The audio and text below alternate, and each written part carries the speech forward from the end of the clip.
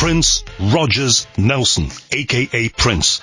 Gifted musician, amazing songwriter, fantastic stage talent. And like I say, he left us way too young, as many people in the pantheon of rock tend to do. News this week, though, about Prince. An album recorded in 2010, Welcome to America, will finally be heard in July this year.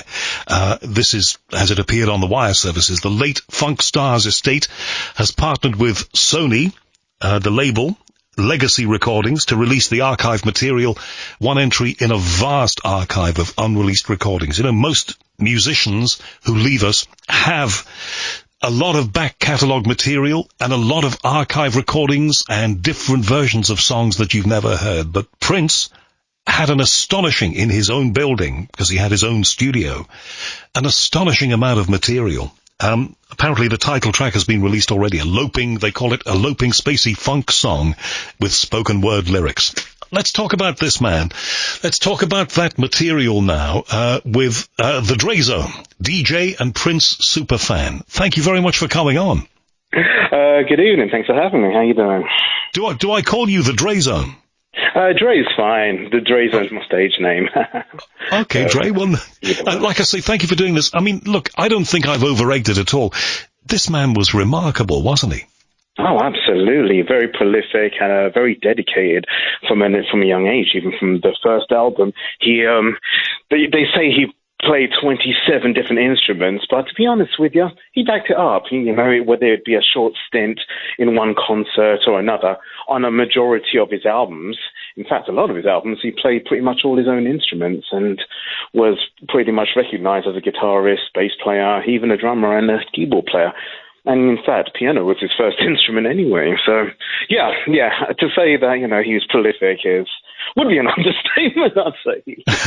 How would you, I mean, look, we heard When Doves Cry. I remember that when that was released. I think it was 1984 when that came out, this side of the Atlantic.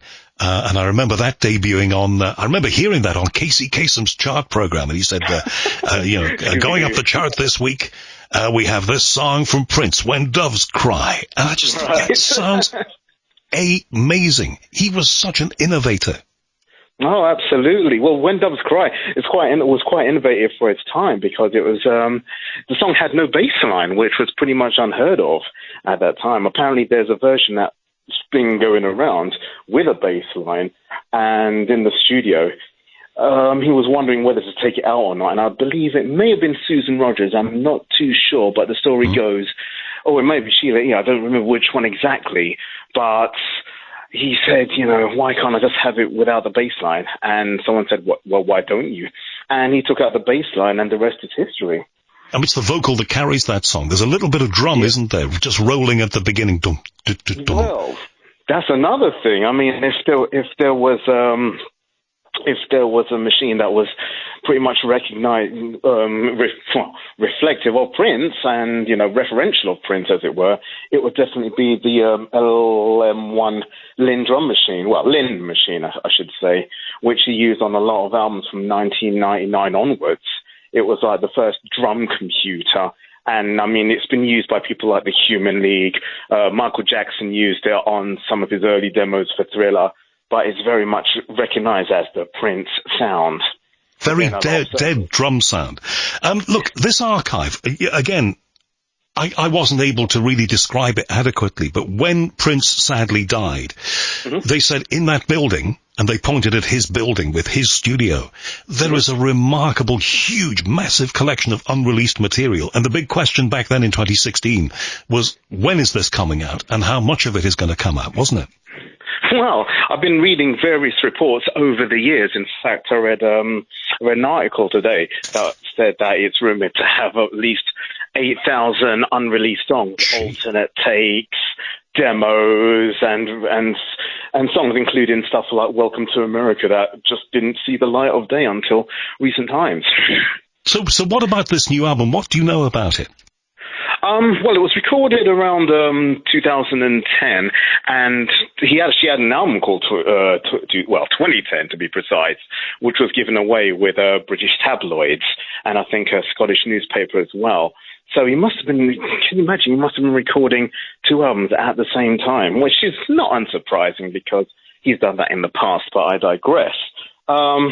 Ultimately, he shelved the album, and Welcome to America became a greatest hits tour of such. God, how many saying that? But yeah. But what we're saying is that the guy. Let's just get that clear. The guy had so much material. He was so talented that people waiting for this album are not going to be disappointed.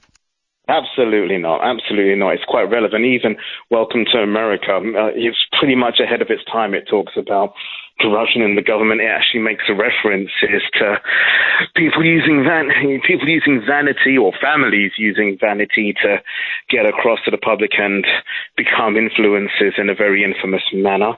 I'm trying to be very diplomatic here, but if you listen to the song, you will get the references, and I'll have to leave that one there for now. And that was recorded a decade ago, so, how far-sighted is that guy? But always impossible to categorize. I mean, here's a guy who could rock, could rock loud, but he could also do a song like Raspberry Beret, which is a beautiful love song. Yeah, well, I mean, as a musician, I admire that, because I feel that creativity shouldn't be pigeonholed.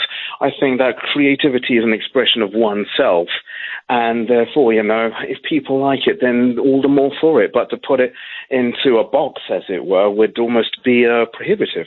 And I think that Prince probably thought that way, which is why he forayed, I wouldn't say sojourned, but forayed into so many different genres and attracted so many different audiences, and was respected because of that.